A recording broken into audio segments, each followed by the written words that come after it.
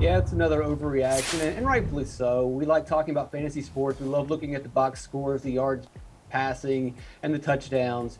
But in reality, if he can limit turnovers, they've got a really good chance of winning. If he can limit the sacks, or his offensive line can limit the sacks, if they can stay out of third and long, if they can get yards early in the series, if they can get third down conversions, a lot of the statistics that we don't really look at in terms of fantasy, but are more important when we look at money lines and spreads. So I don't think that his traditional box score, yards and passing touchdowns, is really what we should be concerned with. It's interception, sacks, third and long, converting, getting yards on the first two downs with Joe Mixon. That's what's really going to matter. Okay, what's really going to matter here, Matt? Can he be sacked 9 times and not throw a touchdown and still win, like versus the Titans?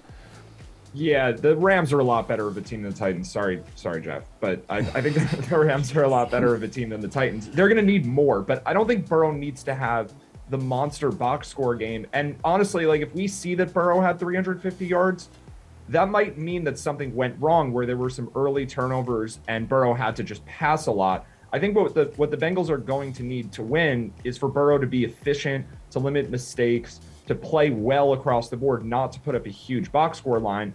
Because again, like if they are trailing in this game, Burrow will have monster stats, and it's probably not a good thing for the team. So the Bengals need a strong performance somewhere, whether it's just from the team limiting mistakes, whether the defense plays really well, whether the running game plays really well. And that's really the way I see them having the best shot to win, is if Joe Mixon plays great and Burrow doesn't need to do as much.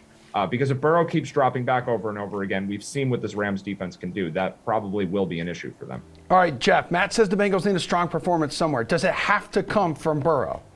First of all, I just want to remind Matt that the Titans beat the Rams this year on the road.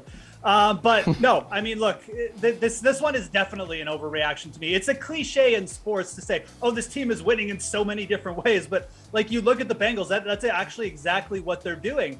They beat the Chiefs last week. Joe Burrow had 250 yards. Like, he had 2 touchdowns. He's fine. They didn't do that much. Whereas before, in the first meeting that they faced the Chiefs, he really did do everything. He passed for over 400 yards. So there's numerous ways the Bengals can beat you, and they're just a team that executes well right now. And I think that's why people have trouble getting behind them. They're not super flashy in one area, but like they just do everything well. Like we saw their secondary come through with just a great turnover in the last game. So no, there are numerous ways the Bengals can win this game. And even just going back to that Cooper Kupp question, like I think the more important thing is here, if the Bengals defense can just chip in, force Matthew Stafford into a few bad turnovers, which he's been very prone to do this year, I think that's a bigger thing than shutting down Cooper Kupp. So no, the Bengals really do not need Joe Burrow to do everything. If he contributes and he has like a clean game, great. They'll probably win, but they don't need him to, because this team is very, very complete right now.